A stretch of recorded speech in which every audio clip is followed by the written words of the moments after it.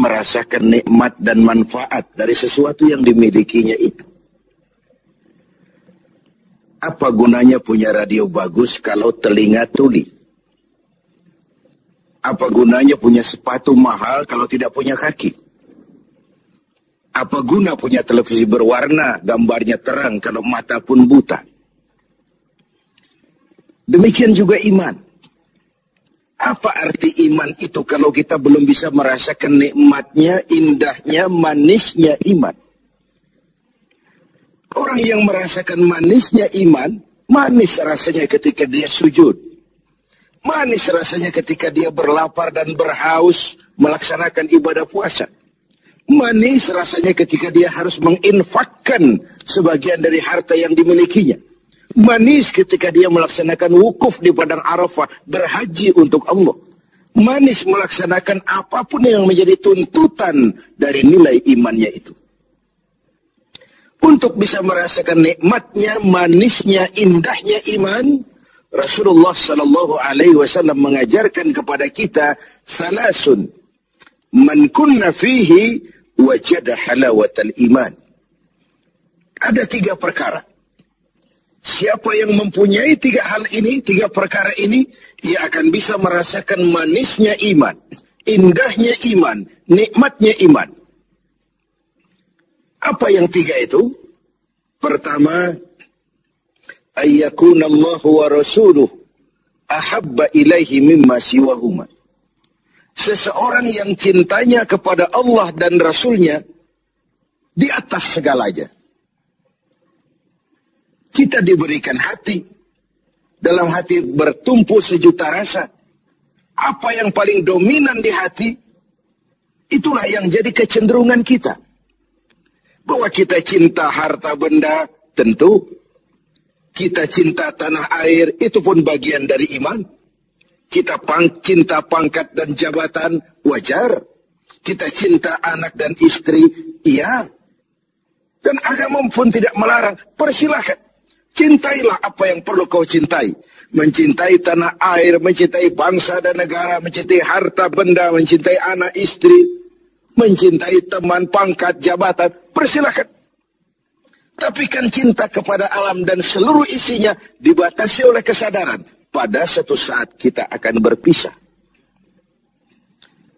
Cinta kita kepada harta, entah si harta dulu hilang di gondol maling, entah kita dulu meninggalkan harta itu.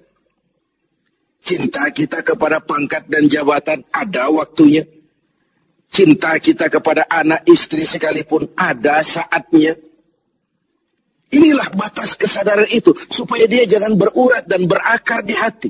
Kepada Allah dan Rasulnya kita tidak akan pisah selamanya. Kesana idealnya kita memperbanyak rasa cinta ini.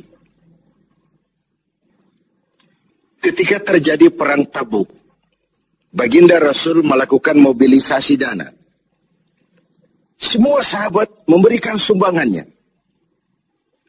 Datanglah seorang sahabat, Sayyidina Abu Bakar Siddiq radhiyallahu anhu, memberikan harta bendanya. Begitu banyak sampai Rasul bertanya, "Hal tarakta li ahlika syai'an ya Abu Bakar?" Begini banyak yang kau bawa ini Abu Bakar? Kau belanjakan di jalan Allah untuk kepentingan perang Tabuk, mempertahankan akidah. Apa buat keluargamu sudah kau tinggalkan sesuatu untuk kehidupan mereka? Beliau senyum, "Na'am, taraktu lahumullah wa rasulah." Benar, sudah aku tinggalkan buat keluargaku. Apa yang ditinggalkan? Aku tinggalkan kepada mereka Allah dan Rasulnya. Cinta kepada Allah dan Rasulnya, itu yang aku tinggalkan kepada keluargaku.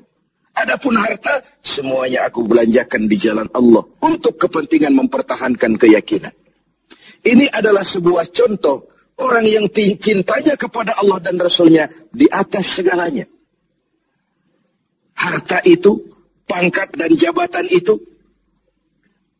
semua kekayaan materi yang kita miliki itu, kalau sudah memenuhi panggilan Allah dan Rasulnya, semua mengalir. Semua mengalir. Dari sana dia datang dan ke sana juga dia akan kembali. Inilah keyakinan terhadap inna lillahi wa inna ilaihi raji'un. Dari Allah segalanya datang. Ke jalan Allah juga. Kepada Allah juga. Semuanya akan kembali. Jadi kalau cinta ini sepenuhnya sudah kita gantungkan kepada alam dan isinya. Cinta benar kita kepada pangkat dan jabatan. Sehingga sulit melepaskannya. Akhirnya terkena penyakit megalomania. Sindrom. Power syndrome. Sulit balik jadi orang biasa, sudah kadung jadi pejabat tinggi. Sulit melepas pangkat dan jabatan. Dengar mau ada mutasi, gerasak gerusuk, cari mbah ini, cari mbah itu. Bawa ayam putih, bawa kambing hitam, macam-macam dilakukan. Sebagai cermin bahwa jabatan itu berakar di hati, sulit untuk melepaskannya. Orang yang cintanya kepada Allah dan Rasulnya, kalau satu saat dia harus melepas yang dia sayangi, dahulu pun ketika terlahir ke alam ini, tidak ada harta yang saya bawa. Kalau sekarang saya harus melepasnya, innalillah wa inna ilaihi raji'un. Dahulu pun ketika terlahir ke alam ini, tidak ada pangkat dan jabatan yang saya sandang. Kalau sekarang saya harus melepaskannya, innalillah wa inna ilaihi raji'un. Oh, itu cuma sekadar titipan dari Allah saja. Disinilah lapang dadanya seorang mukmin ketika dia menempatkan cinta Allah dan Rasulnya di atas segalanya. Ini yang pertama. Yang kedua, untuk merasakan manisnya iman ini. Wa ayyuhibba 'abdan la yuhibbuhu illa lillah. Dia cinta kepada sesama hamba, cintanya karena Allah. Bukan karena kepentingan. Kalau sudah cinta karena kepentingan, sebatas kepentingan terakomodir, kita loyal, kita taat, kita setia, kita cinta. Begitu kita merasa kepentingan kita diabaikan, kita jadi musuh nomor satu.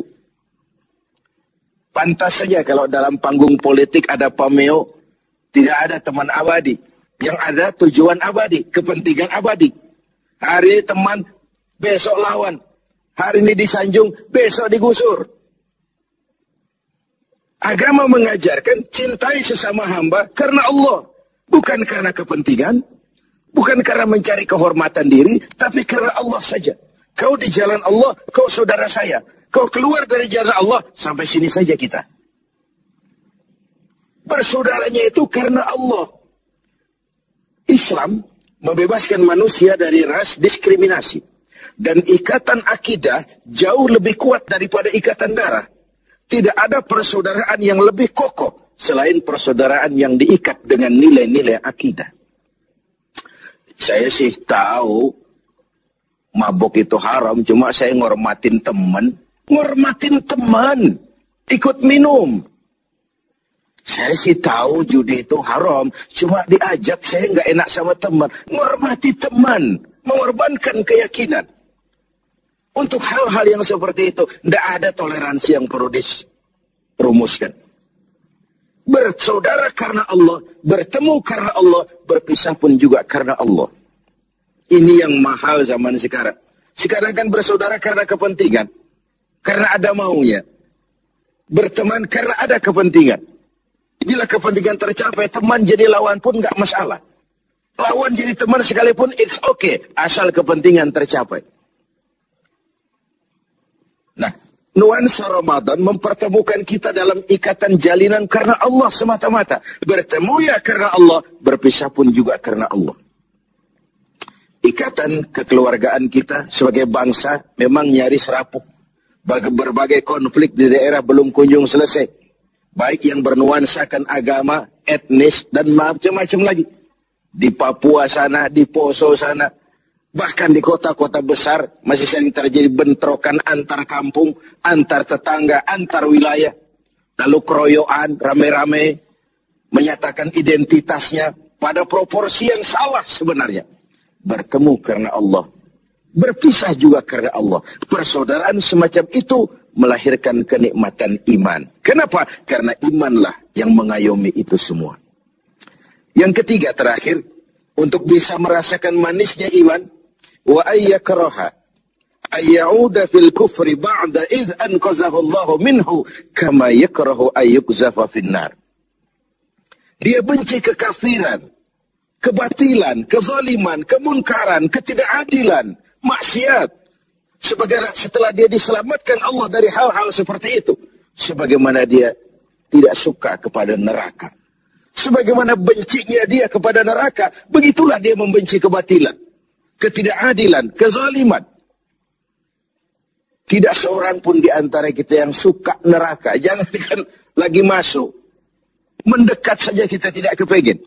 Seperti itulah harusnya sikap kita menghadapi kemunkaran, kebatilan, kezaliman, ketidakadilan. Bukankah Rasul mengisyaratkan, kalau kamu melihat kemunkaran, ubah itu dengan tangan. Kalau tidak mampu, dengan lidah. Kalau tidak sanggup, dalam hati. Setidaknya jangan join dengan kebatilan dan kemunkaran. Mengubah sebuah kemunkaran dengan tangan, itu simbol dari power. Siapa yang punya power? Penguasa. Tugas penguasa itu. Yang punya pasukan, punya senjata, punya dana, punya sistem, punya strategi untuk memberantas kemunkaran.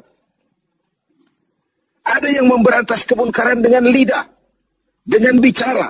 Para ulama, para mubalik, para kiai, para wakil-wakil rakyat di DPR sana. Mencegah yang munkar dengan lidah, bicara. Sampaikan apa yang menjadi aspirasi rakyat. Ada yang dalam hati saja, ini biasanya rakyat banyak. Bicara enggak didengar, kadang juga takut akibatnya, dalam hati saja. Setidaknya tidak join dengan yang namanya kemunkaran. Karena ketika yang ma'ruf berjalan, yang munkar juga berjalan, sama-sama berjalannya, lalu hukuman datang kepada yang munkar ini, yang ma'ruf pun akan terkena juga dampak dan akibatnya. Inilah makna pernyataan Quran, wattaqu fitnatan la tusibanna allazina zalamu minkum khassah. Takutlah musibah, bencana yang kalau datang tidak hanya menimpa orang-orang yang zalim di antara kamu, yang baik pun akan terkena juga dampaknya. Karena itu setiap kita mempunyai kewajiban moral untuk menjaga kemaslahatan umum secara